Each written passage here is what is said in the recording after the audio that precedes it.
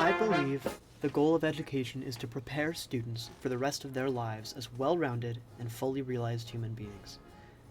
Education should always be done to benefit the student's learning and growth alone, rather than the teacher, school district, state, or any other system, and that it is of the utmost importance to give students the safest and most comfortable space to develop where they can feel respected and seen.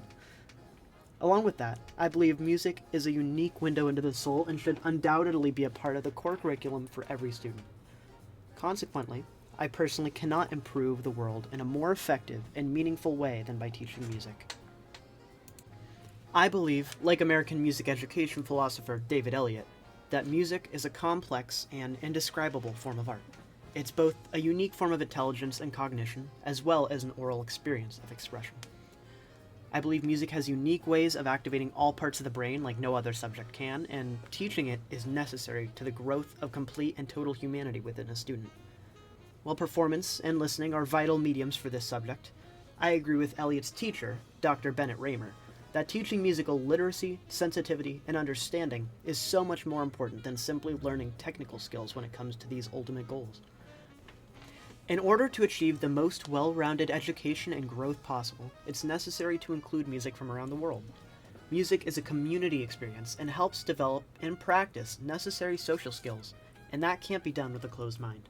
Like Estelle Jorgensen points out, there is so much expressive music in every culture, and while they can't all be taught, it would be a disservice to our society and our students to focus purely on Western classical music in the classrooms.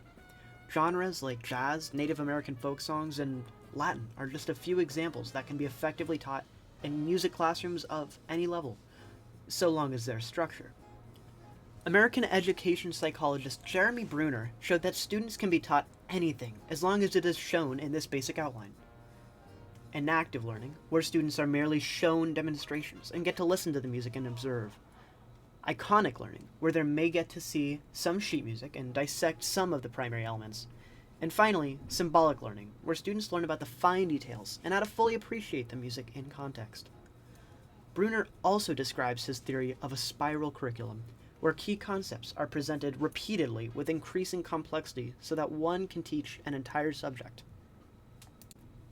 While I believe music is an invaluable core subject that should be inclusive and culturally informative, I cannot emphasize my teaching philosophy more thoroughly and completely than through Freire's concept of problem-posing teaching.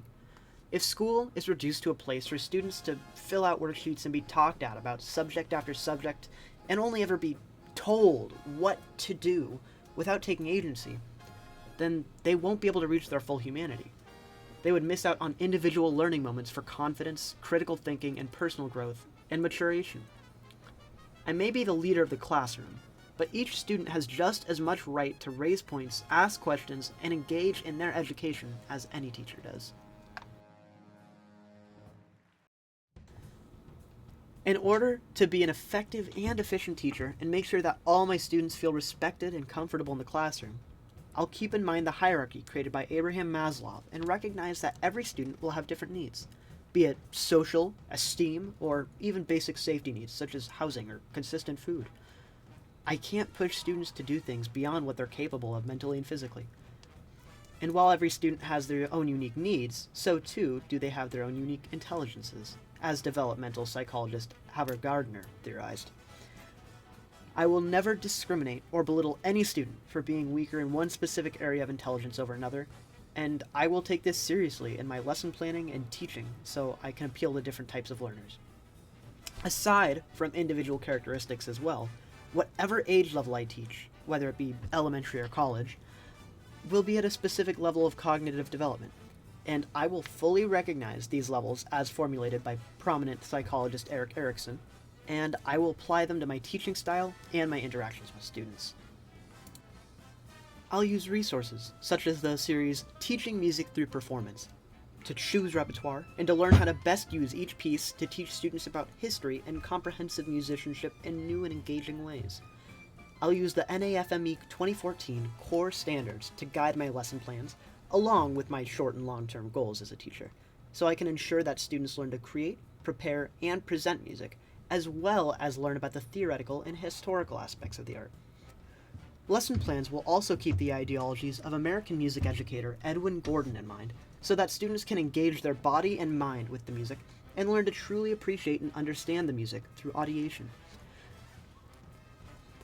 I'll use both education psychologist Benjamin Bloom and Elizabeth Simpson's taxonomies to assess students when I teach in order to set goals and standards while planning lessons, as well as adapting with my class's needs and teaching to whatever level of skill development they're at in a cognitive or psychomotor sense. I'll use informal, formative visual and oral assessment daily in the form of participation points mainly, and I'll give regular formal assessments in the form of written or playing quizzes, so I can set and maintain high standards for the students, as well as encourage active participation in and out of the classroom. I'll write the lesson plan on the board each day and keep each rehearsal and each week's layout to relatively the same order, so students can know what to expect and efficiently transition, wasting as little class time as possible. I'll continue my growth as a teacher and musician through various professional development opportunities such as conferences and workshops hosted by NAFME and OMEA, and reading the latest magazines and updates in the music education field such as the Music Educators Journal. I'm committed to becoming the best musician I can, and I will regularly attend musical performances of multiple genres and keep musicianship at the forefront of my mind. I'll continue to perform in community ensembles. I'll continue composing and arranging, as well as dedicating my time towards practicing all the instruments, especially my primary instrument, saxophone. Music and music education are unique and necessary for building the best world we can, and I'm fully dedicated towards helping the future members of our world be the best humans they can be.